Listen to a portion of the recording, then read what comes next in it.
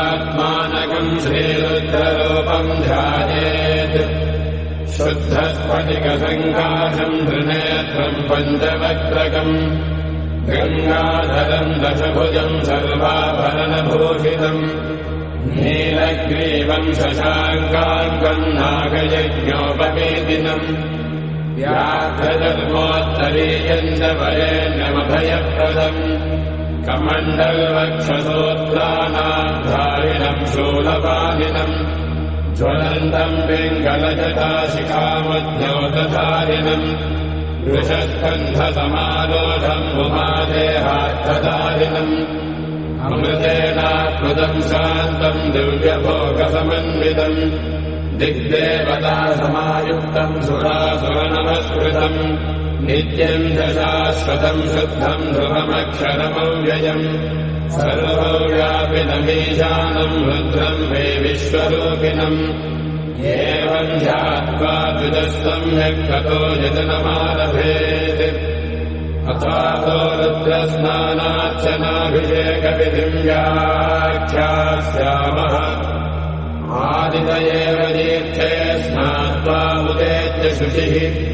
रजतो ब्रह्मचारी शुक्रवादादेवाभिमुखः स्थित्वा आत्मनि देवता स्थापयेत् प्रजनने ब्रह्मा तिष्ठतु पादयोर्विष्णुस्तिष्ठतु हस्तयोर्हरस्तिष्ठतु बाह्वोरिन्द्रस्तिष्ठतु जठरे अग्निस्तिष्ठतु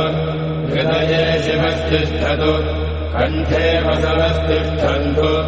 वक्त्रे सरस्वती तिष्ठतु नासिकयोः वायुस्तिष्ठतु नयनयोः चन्द्रादित्यो तिष्ठेताम् कर्णयोरश्विनौ तिष्ठेताम् ललाटे रुद्रास्तिष्ठन्तु मूर्ध्नादित्यास्तिष्ठन्तु शिरसि महादेवस्तिष्ठतु शिखायाम् वामदेवस्तिष्ठतु पृष्ठे पिनाकी तिष्ठतु पुरतः शूली तिष्ठतु पार्श्वजो शिवाशङ्करो तिष्ठेताम् सर्वतो वायुस्तिष्ठतु ततो बहिः सर्वतोऽग्निज्वालामाला परिवृतस्तिष्ठतु सर्वेष्वङ्गेषु सर्वा देवता यथास्थानम् तिष्ठन्तु मागुम् रक्षन्तु ॐ अग्निर्मे वाचिश्रितः वाहृदये हृदयम् मयि अहममृते अमृतम् ब्रह्मणि